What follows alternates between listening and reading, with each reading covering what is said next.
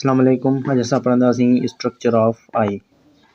Structure of eye यानी अख जी बनावट। अख जी बनावट में यानी अख जा जेके भी हिस्सा आहिनि उन्हनि जे बारे में असां पढ़ंदासीं। अच्छा, अख जो जेको वाइट पार्ट हूंदो आहे पहिरीं असां उनखे था पढ़ूं स्केलरा, यानी जेको अछाण अख जी हूंदी आहे। जीअं स्ट्रक्चर हिकिड़ो अख जो असां ठाहियूं त हिन तरीक़े सां जेको हिते हिन जॻह ते हूंदो आहे इहो पंहिंजो हूंदो आहे तारो। बाक़ी जेको हीउ हिसो अख जो हूंदो आहे इनखे असां चवंदा आहियूं स्केलरा। अच्छा, स्केलरा खां बाद में उनजे मथां ई जेको आहे उहो थिकनेस हूंदी आहे हिकिड़ी जेका आहे जेको लेयर हूंदो आहे उनखे असां चवंदा आहियूं कॉर्निया। यानी अहिड़ो हिसो जेको बि किचिरो वग़ैरह अख में जेको आहे उनखे दाख़िल थियण खां रोकींदो आहे उनखे असां चवंदा आहियूं कॉर्निया, यानी प्रोटेक्टिव लेयर। इनखे असां चई सघूं था प्रोटेक्ट लेयर, यानी हिफ़ाज़ती जेको आहे लेयर या पर्दो। अच्छा, उन खां बाद में असां जे अख में जेको हीउ गोल हिसो हूंदो आहे, जेको रंगीन हिसो हूंदो आहे उनखे असां चवंदा आहियूं आइरस, यानी कलर्ड पार्ट ऑफ आई। यानी अख जो जेको आहे कलर वारो रंग वारो हिसो उनखे असां आइरस चवंदा आहियूं। अच्छा, उन खां बाद में जेको जेको हिन में अंदरि मौजूदु हिकु नंढिड़ो तारो जंहिंखे असां सिंधीअ में चवंदा आहियूं, इनखे इंग्लिश में असां चवंदा आहियूं प्यूपिल। अच्छा, प्यूपिल जो छा कमु हूंदो आहे त जेका अख में रोशनी ईंदी आहे उनखे हिन मां गुज़रणो पवंदो आहे। अच्छा, अख जो जेको असां बनावटी ढांचो जेको अॻियां खां असां ॾिसंदा आहियूं दरअसल उहो ईअं नाहे हूंदो। उनजो असल में रियल में उहो हिकु बाल जी शिकिल जीअं हूंदो आहे। तव्हांखे हिन तरीक़े सां कुझु गोल शेप ठाहे ॾेखारियां त हिते हिन जॻह ते जेको हूंदो आहे उहो हूंदो आहे असांजो हिन तरीक़े जो कुझु अख जी बनावट हूंदी आहे। त हिन जॻह ते हिते जेको हूंदो आहे असांजो ही जेको हूंदो आहे असांजो आइरस हूंदो आहे। ऐं उन खां अलावा जेको हीउ असांजो हूंदो आहे इहो असांजो प्यूपिल हूंदो आहे।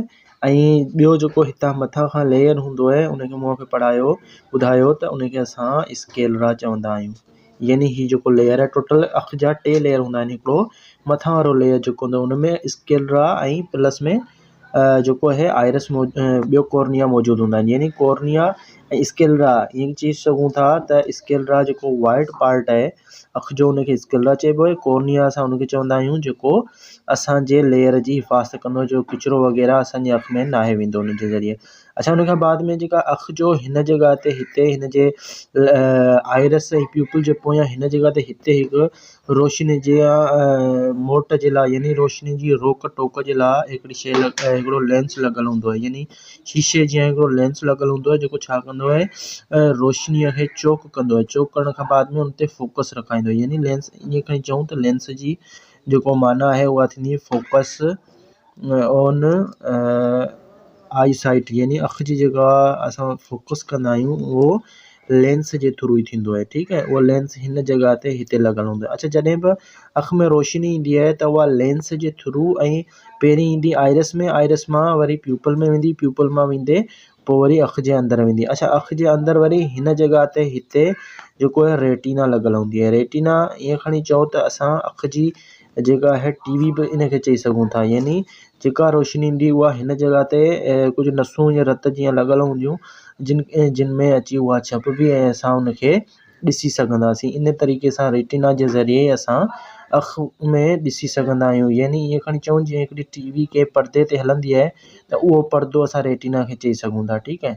अच्छा, रेटिना जो जेको पर्दो हूंदो आहे उन में जेको आहे 2 क़िस्मनि जा सेल ऐं हिकिड़ी नर्वस सिस्टम जी नस बि हूंदी आहे जंहिंखे असां ऑप्टिक नर्व चवंदा आहियूं। ऑप्टिक नर्व जो छा कमु हूंदो आहे त जेको बि असां अख में ॾिसंदा आहियूं उन्हनि खे इलेक्ट्रिकल सिग्नल में कन्वर्ट करे ऑप्टिक नर्व न मोकिलींदी आहे।